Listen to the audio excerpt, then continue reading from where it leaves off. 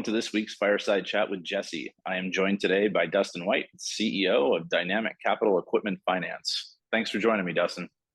Hey, it's a pleasure to be here.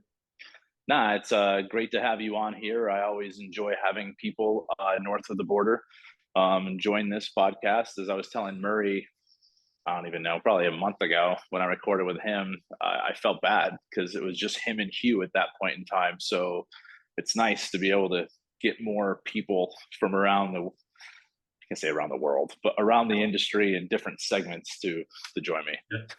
Great. No, way up here in the Great White North. And I think next month I'm going to have Angela Armstrong on. I think she's from up that way too. So yeah, I saw her last week.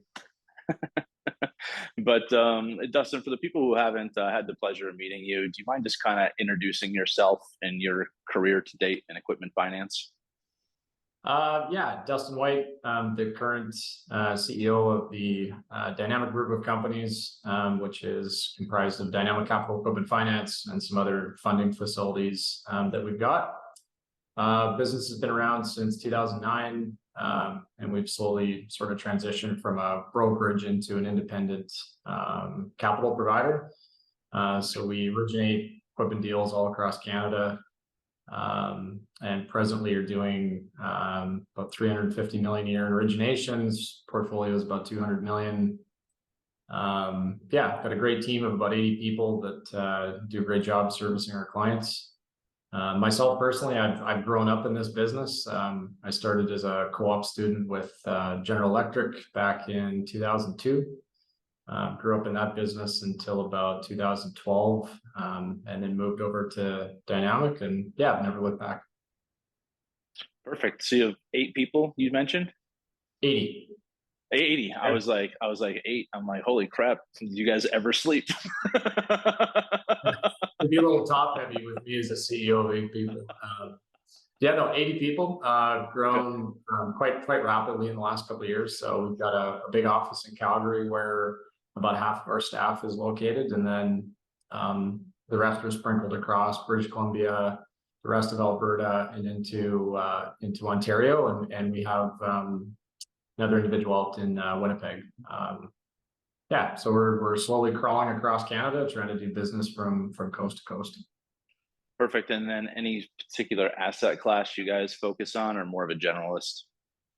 Mostly general. We do construction, trucking, mining, oil and gas, manufacturing, aggregates. So most of the kind of core industries to equipment financing.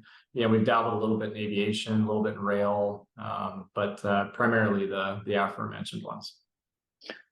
Got it. And then just trying to think. So 2009, interesting time to start an organization. Coming right out of my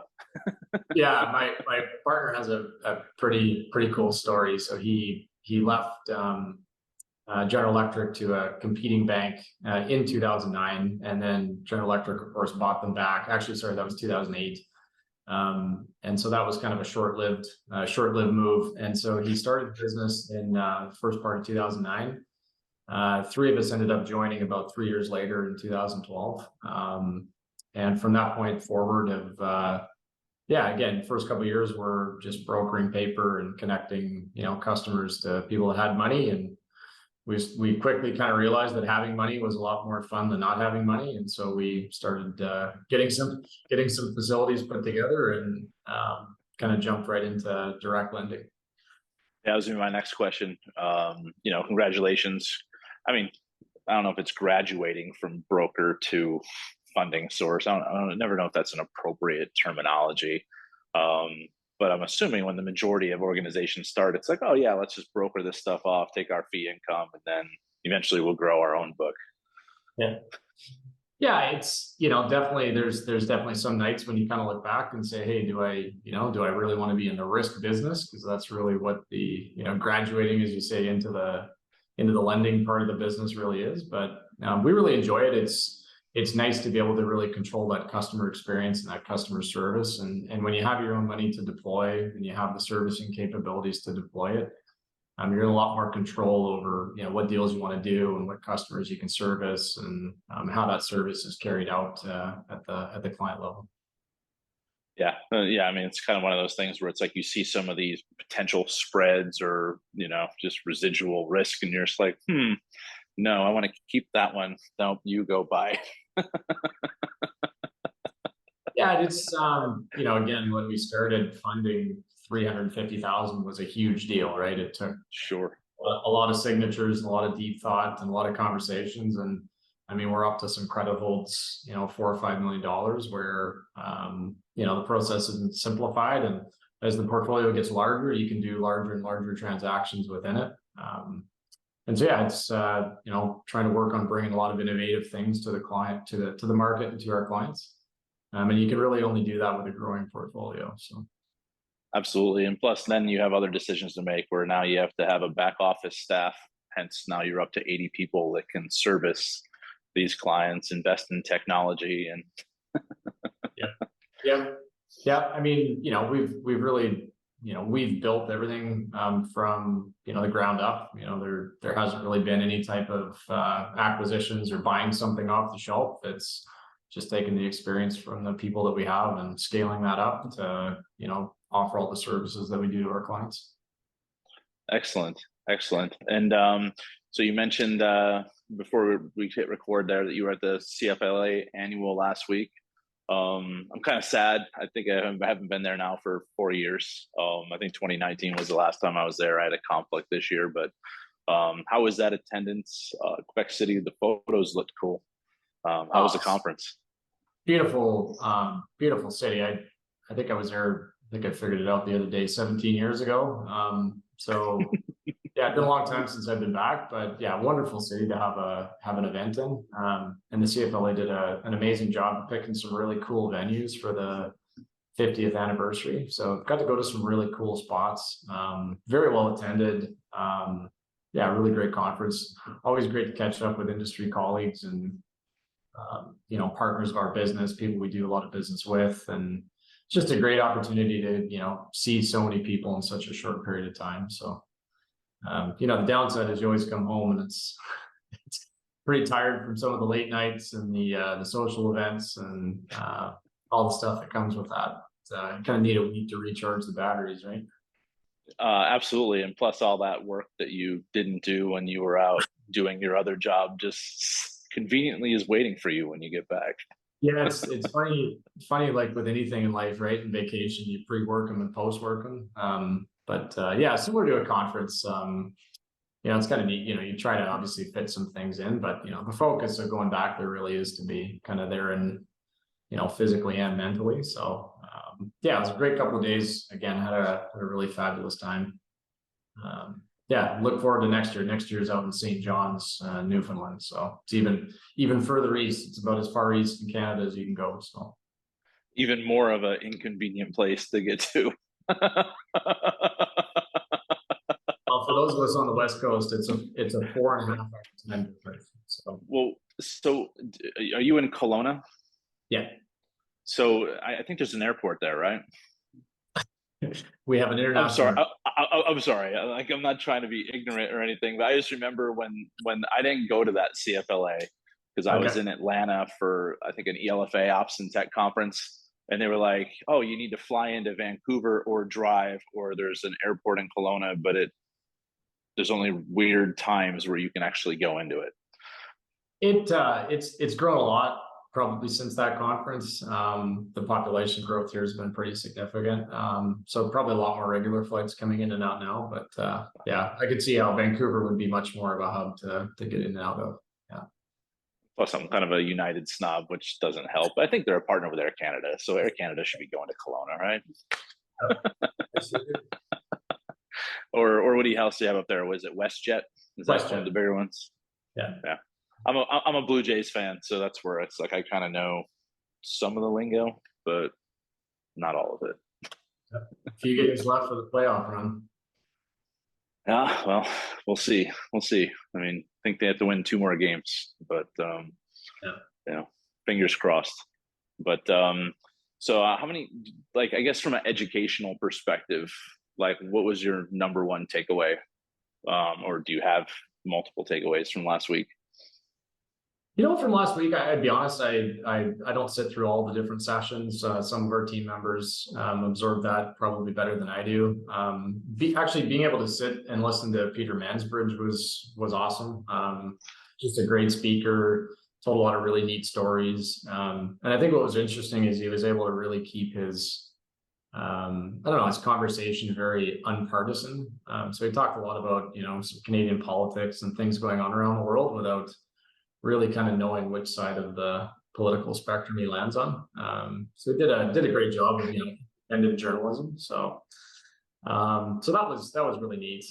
There's lots of, as there always is at these conferences, there's always seemingly some sort of a theme. So, fraudulent risk and such like that was definitely one of the talking points back there. Some of the industry headwinds in transportation and trucking were well talked about. Just some economic issues that lenders and portfolio providers are dealing with right now. But yeah, just again, a really fun conference, and they put on some really cool workshops, and yeah, it was a great week. Yeah, it's always a delicate balance, right? I mean, it seems to me like every time that I've traveled to Canada or I'm at dinner breaking bread with someone, they always brought up US politics. It's like a constant thing. And you're just like, oh, I know we're a mess. Okay. I know we're a mess.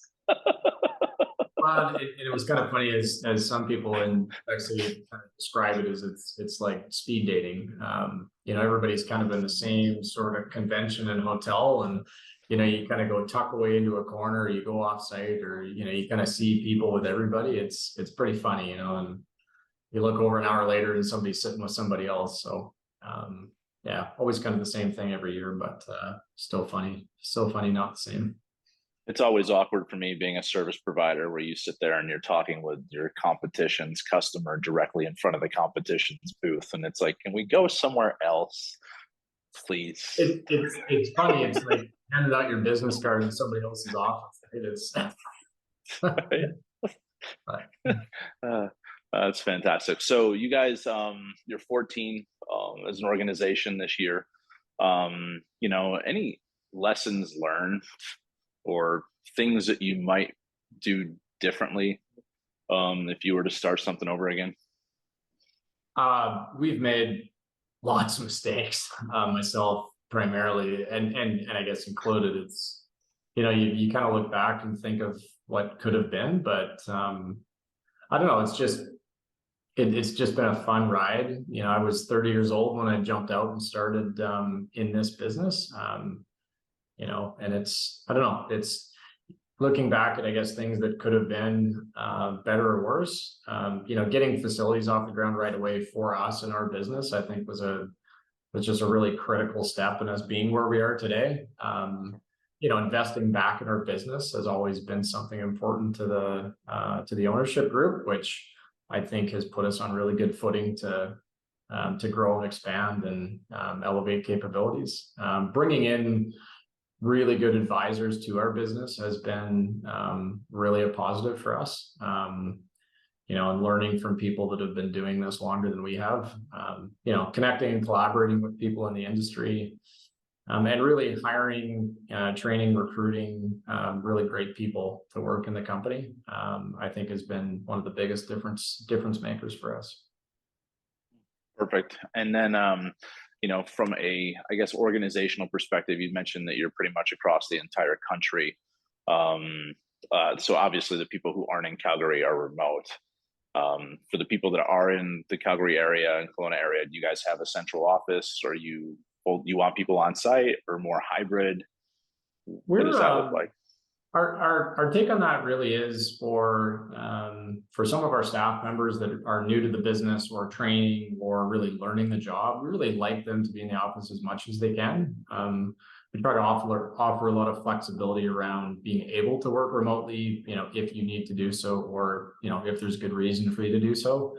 Some of our more experienced staff members, as we say, if you really know your job and you're good at what you do and you're productive and efficient no matter where you are, really don't have a lot of an issue with people working remotely. So again, we like people to be in the office for the cultural and the collaborative perspective.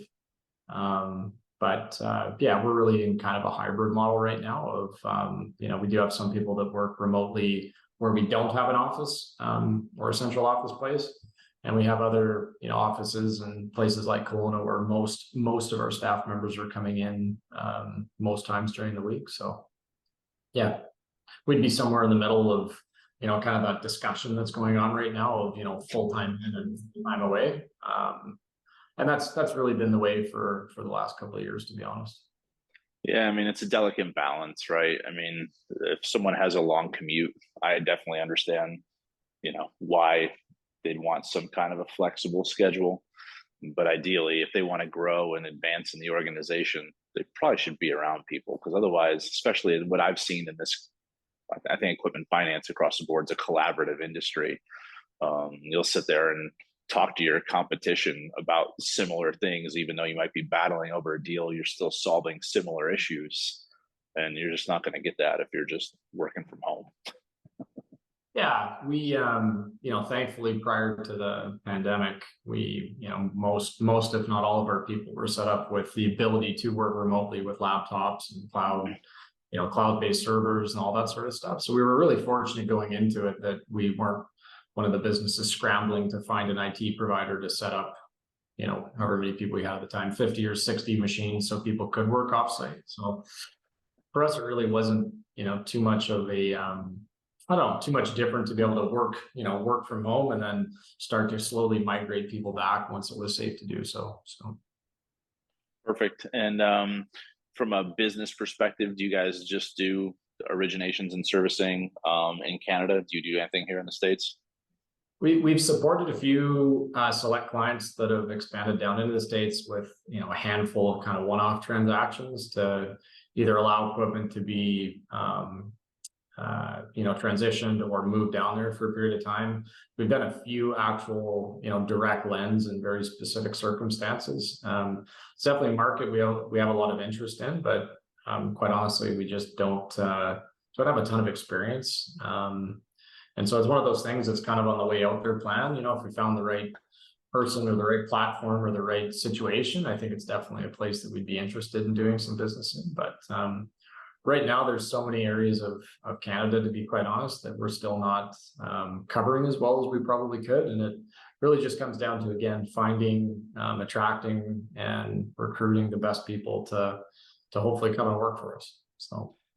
Perfect. Well, I guess on that note there, like, where are you finding the most, I guess, the best talent? Like, are you any particular areas where you're just like... we have a few individuals that have come from industry that are doing a great job for us. We've also had a lot of success home growing some of our talent. I would say that is probably still the dominating area of where we are getting a lot of our team members from.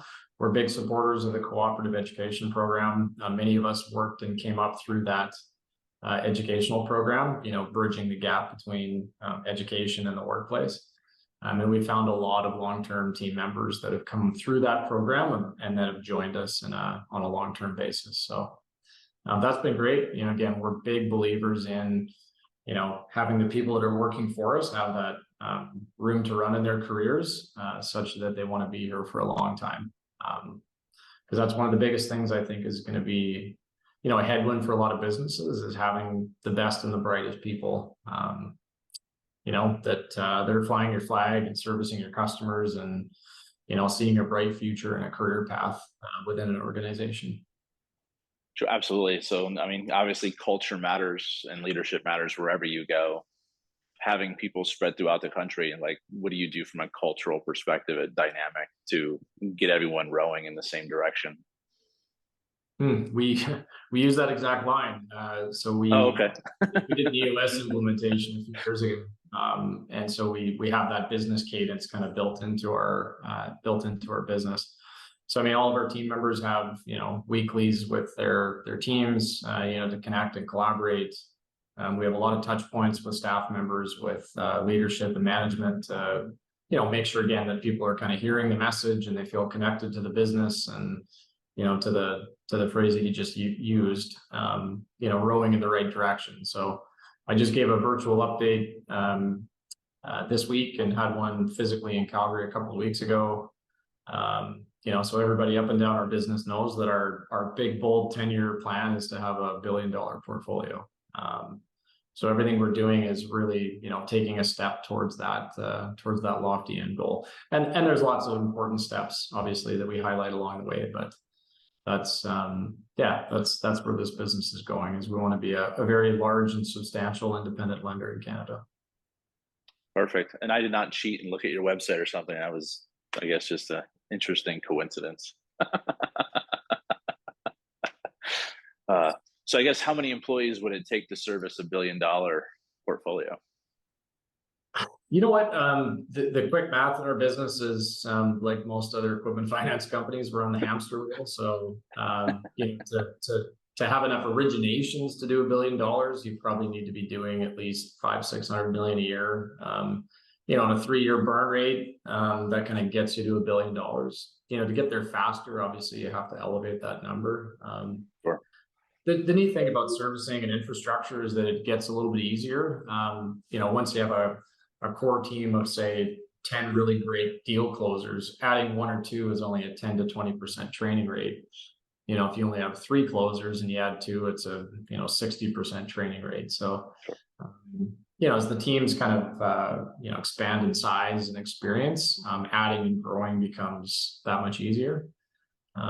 Software and things that we use in the business, are definitely more scalable by doing more business. So. I don't know. We used to have a number of how many people we were looking for, and we kind of stepped away from that just because it became sort of arbitrary. Hopefully the people that are here will be doing, more experience and more advanced functions, and hopefully technology will help us get a little bit closer to that as well, just so that we can remain competitive with, all the guys that we compete against in the industry. So. No, that's perfect. And sorry, it's kind of a weird question to ask, but so for the people at Dynamic listening to this, 82 seems to be the number. I'll tell you, Jesse, the issue with that number is it changes all the time. It's I'm just messing with you, because no, I mean, in theory, if you're leveraging the technology that you guys have put in there and everything else, scaling is, like you said, it's not a number. I don't know where I was going with that.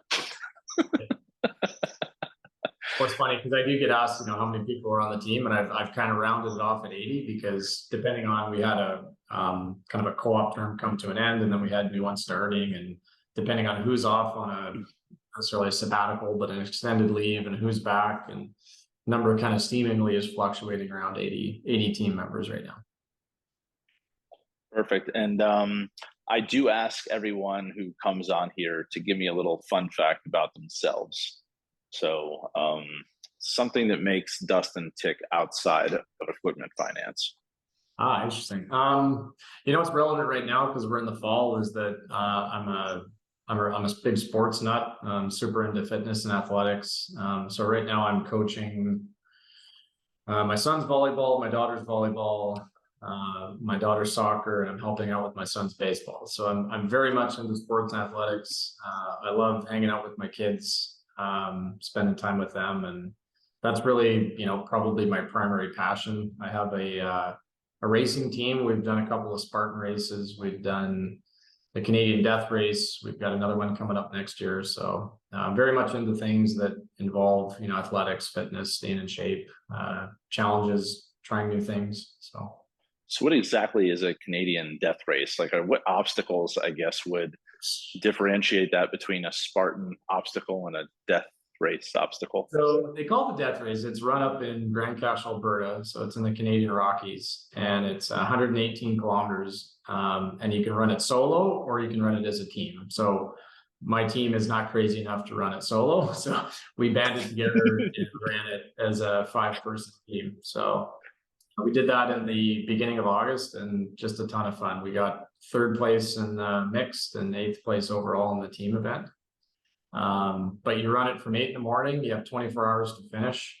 And as a group of 5, you basically hand a coin off at the transitions and try to finish as fast as you can. So interesting. Like, really Yeah. difficult obstacles, or is it more Just just trail a running. lot of It's endurance? all out in Okay. it's out in the Canadian wilderness. So my leg started at 9:30 at night, finished just after midnight.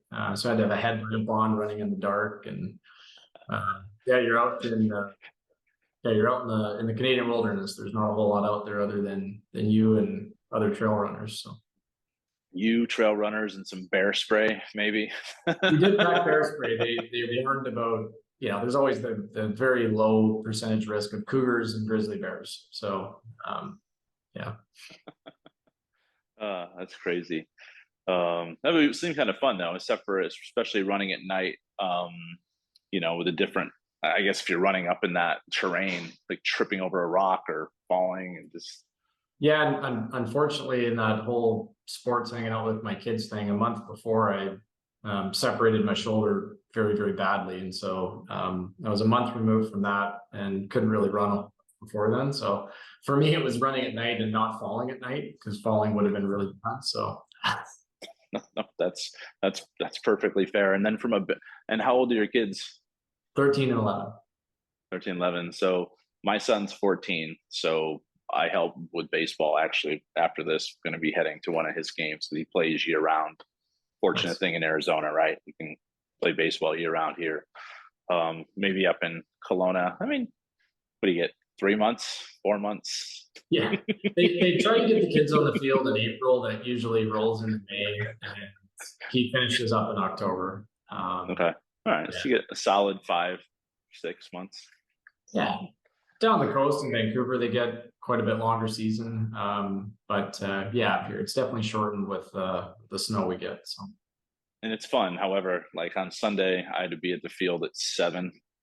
And then I'm sure the tournaments are similar up there. You basically seeding on Saturday, and then Sunday is you play until you lose.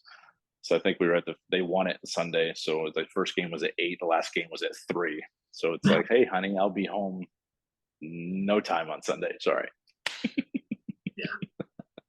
Yeah, our weekends are pretty packed right now, but yeah. And I guess, my final question I have for you, Dustin, is why should someone want to do business with Dustin White and Dynamic Capital? Honestly, I think it's the service that our team provides to clients. We're very much hometown. You can come in, you can sit, you can have a coffee, you can chat. We go out to people's workplaces, work sites. Our team really strives to deliver things quickly, efficiently, on time, ahead of time. And our number one factor right now, honestly, is speed and service. We're not a bank, we don't have deposits, but we have competitive pricing and fabulous service. So we don't have 1-800 numbers to try to find us. You're never going to wait in a calling queue. People answer the phone here and really want to go out of their way to service the customers that we have. Perfect. Well, thank you for your time today. Thank you for introducing Dynamic Capital Equipment Finance. And hopefully our paths cross sometime in the near future at an industry event. Hey, really appreciate you having me on the show. All right. Thank you, Dustin.